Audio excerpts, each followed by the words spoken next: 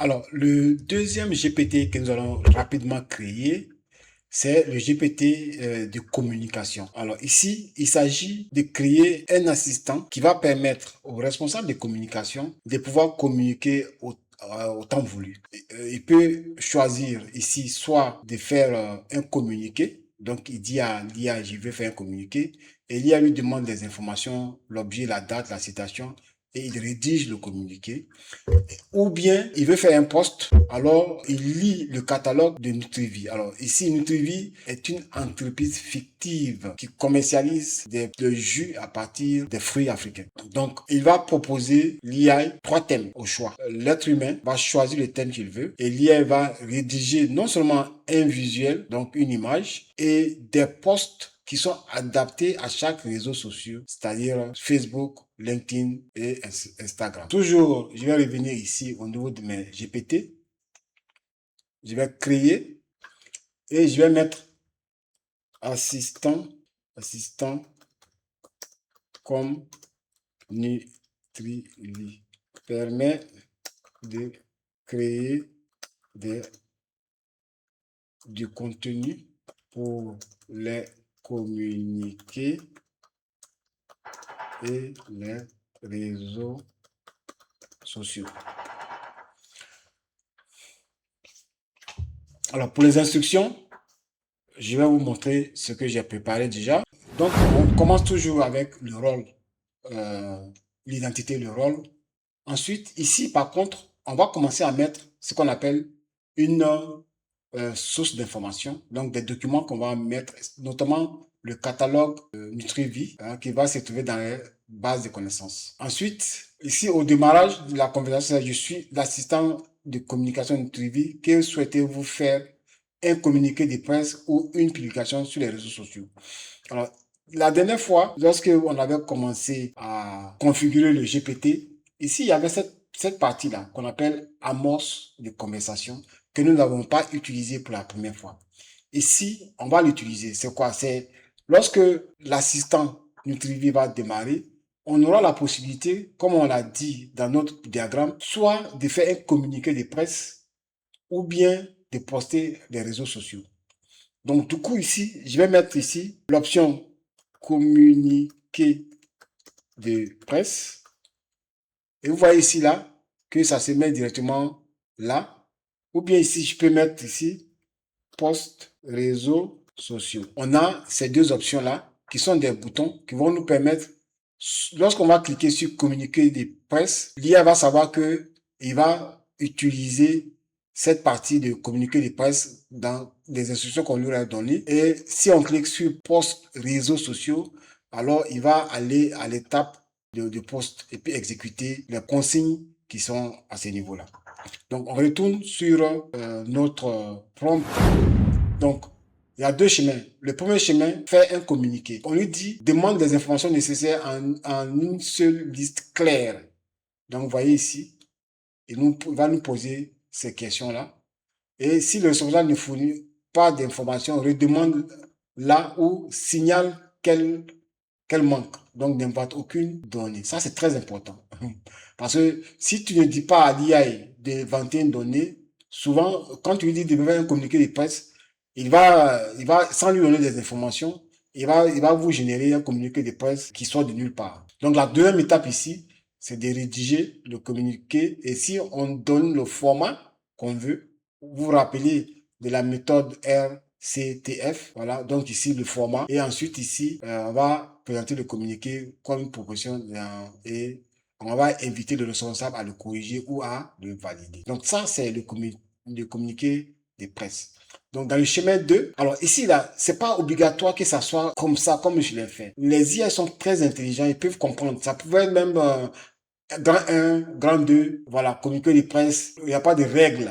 Il faudrait quand même simplement que lorsque vous donnez ce document-là à une personne tierce, qu'elle puisse comprendre. Si une personne tierce peut comprendre, alors l'IA peut comprendre. Ici, la première étape, l'IA, on a demandé à l'IA de nous proposer combien de thèmes? 3 thèmes. Ensuite, on va demander à l'IA de rédiger 3 textes. Le texte de Facebook, LinkedIn, Instagram. Alors, vous pouvez revenir ici et puis ajouter d'autres réseaux sociaux comme WhatsApp, etc. Donc, on dit ici, n'avance pas à l'étape 3 tant que le responsable n'a pas confirmer que les textes sont bons. Ensuite, dans la troisième étape, on va lui demander maintenant de créer une image. Et bien évidemment, lorsqu'on va demander de créer une image, il faudrait que là, on coche ici génération d'image. Si c'est décoché, évidemment, ça ne va pas marcher.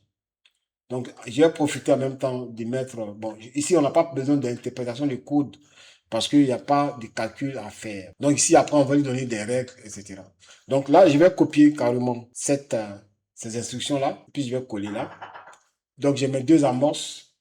Et ce qui me manque, c'est mon document qui va permettre à l'IA de connaître un peu ce que c'est que Nutrivie. Donc, on va lui donner le catalogue de Nutrivie. On peut ajouter plein d'autres informations ici pour que l'IA puisse avoir autant dans son contexte. Et même avant même d'utiliser, on n'a pas fait la dernière fois, on peut venir ici directement, commencer sans avoir même créé le GPT. On peut le tester directement ici.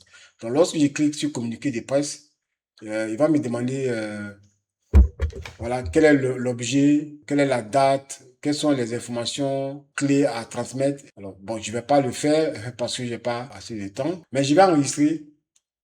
Je vais enregistrer ça. Et puis, on va tester plutôt l'option réseaux sociaux. Donc, si je reviens à ChatGPT, je reviens ici, mes GPT, et puis je vois mes GPT ici, je vois ici l'assistant du Trivi, et je vais cliquer là directement pour pouvoir. Et puis aussi, j'ai la possibilité aussi de les voir là. Donc, je vais aller dans réseaux sociaux. Et là, il va me donner trois thèmes. Donc, je vais dire par exemple le pack découverte. Parce qu'il veut que je choisisse quel est le produit qu'il veut qu'on va mettre en avance.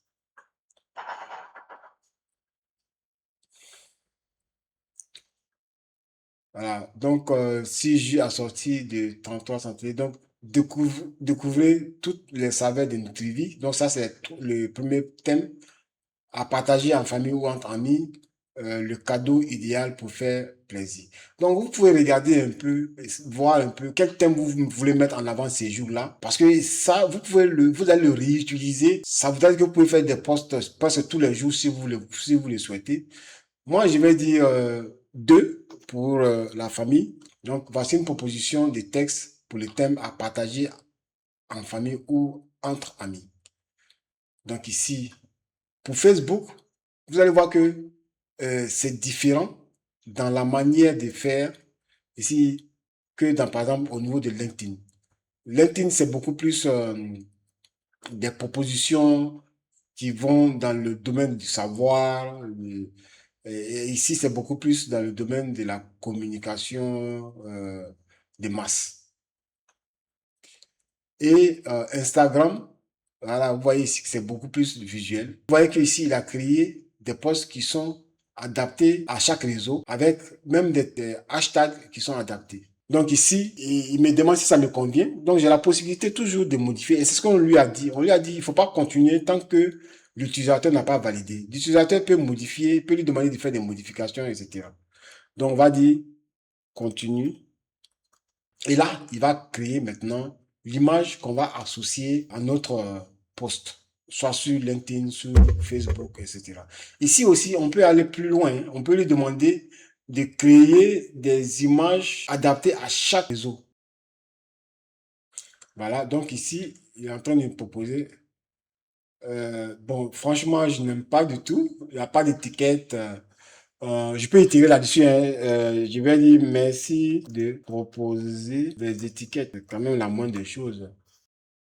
Alors, donc, voilà. Donc, vous voyez que ici, c'est un peu vraiment comme ChatGPT que vous utilisez à tout moment. C'est seulement ce qu'il est dans ce qu'on appelle un GPT. Donc, vous voyez que ça, c'est encore nettement mieux que ça. Voilà. Alors, donc, pour le troisième GPT, j'ai proposé un parcours d'apprentissage d'élèves, c'est-à-dire un répétiteur. Alors, j'ai deux enfants. Il y a un qui passe le brevet, il y a un qui passe le bac. Et comme tous parents, on est un peu angoissé. Il y a un répétiteur, mais on a l'impression que c'est pas toujours assez. On a l'impression qu'il faut toujours faire encore plus d'exercices, plus d'apprentissage, etc. Et donc, j'ai voulu créer ce GPT-là. Et si vous voyez ici, ce GPT-là choisit une amorce, soit il va apprendre soit il va faire des exercices, ou bien il va faire utiliser ce qu'on appelle des flashcards. Et ici, l'IA, lui, il va aller lire dans sa base de connaissances où on aurait déjà mis les leçons à apprendre.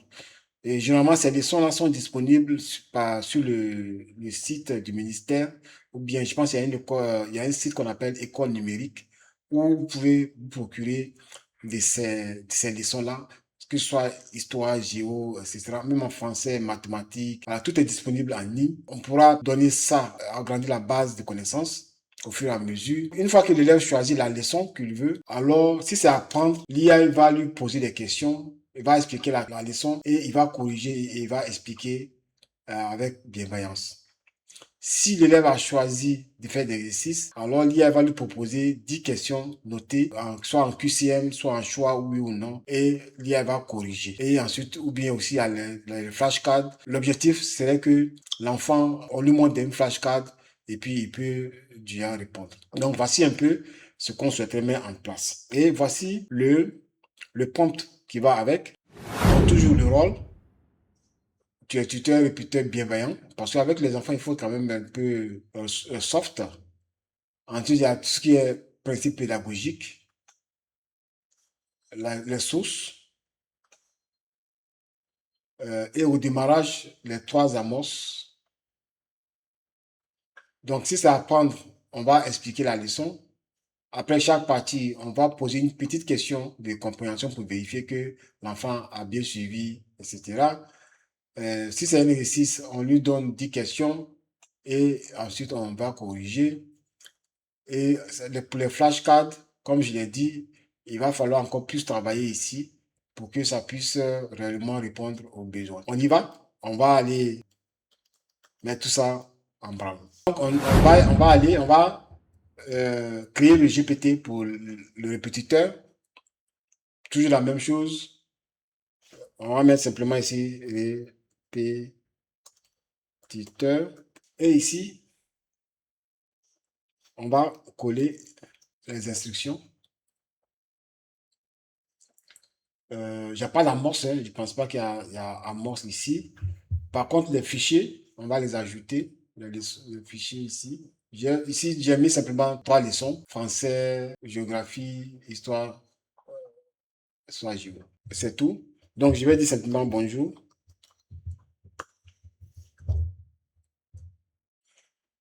Donc, bonjour, je suis très content d'être avec toi. Donc, on va faire quoi? Qu'est-ce qu'on va faire? On va faire l'histoire. On va choisir histoire. On va choisir histoire.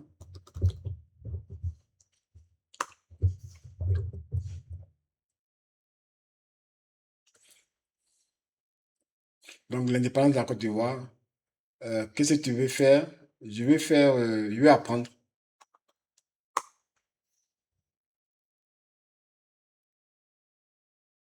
Il y a longtemps, la Côte d'Ivoire n'était pas un pays libre. En 1893, elle est devenue une colonie française. Cela signifie en quelle année la Côte d'Ivoire est-elle devenue une colonie française? Bon, ça, c'est là, en 1893. Bravo, c'est la bonne réponse. Euh, donc là, ici, vous voyez il y a un peu d'explication. Hein, il y a un peu d'explication. Quel homme s'est battu pour les plantés africains et a aidé à faire supprimer le travail forcé. Ouais, je pense que c'est Félix Houphouët-Boigny, etc. Donc, je vais lui dire, je sais pas si ça va marcher, je veux faire un exercice.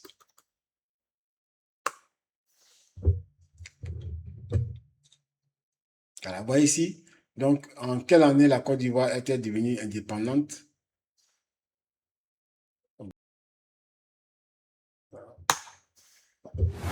Voilà, donc voyez que ce sont des applications que pour pouvoir créer avant, il fallait vraiment être informaticien. Avec ChatGPT, vous avez la possibilité de créer beaucoup de choses sans que vous soyez un informaticien. D'ailleurs, ce que nous avons commencé, ça tend un peu vers ce qu'on appelle les automatisations, les workflows, hein, les processus métiers. Nous allons, au fur et à mesure que nous allons évoluer dans ces cours-là, commencer à aller beaucoup plus dans la dématérialisation des processus, notamment soit avec N8N, etc. Dans la prochaine leçon, nous allons voir ce qu'on appelle les projets. Les projets, on va le voir, sont un peu similaires au Custom GPT. Alors, où est-ce qu'on trouve les projets? Je vous montre. Voyez là, projet. Donc, si je veux créer un projet, je viens ici, je vais créer le projet. Donc, dans la prochaine vidéo, on va voir la puissance des projets. Vous avez vu que les GPT sont assez puissants, mais les projets sont extrêmement puissants, notamment pour quelqu'un qui travaille sur des dossiers, sur des clients, sur des problématiques qui sont un peu différentes, etc., etc. Donc, les projets, c'est la prochaine vidéo. N'oublie pas de t'abonner pour que dès que nous mettons en place cette vidéo-là pour les projets, vous allez recevoir la notification et automatiquement la voir. Aussi, je vous invite, vous êtes des centaines et des centaines à voir nos vidéos. On le voit par rapport aux statistiques, mais peu d'entre vous vous abonnez à nos vidéos. Je vous en prie, essayez de vous abonner pour qu'on puisse pour que vous puissiez nous encourager à faire plus de vidéos et à évoluer. Et aussi pour que d'autres personnes aussi puissent voir ces vidéos-là qui leur permettent d'être productifs.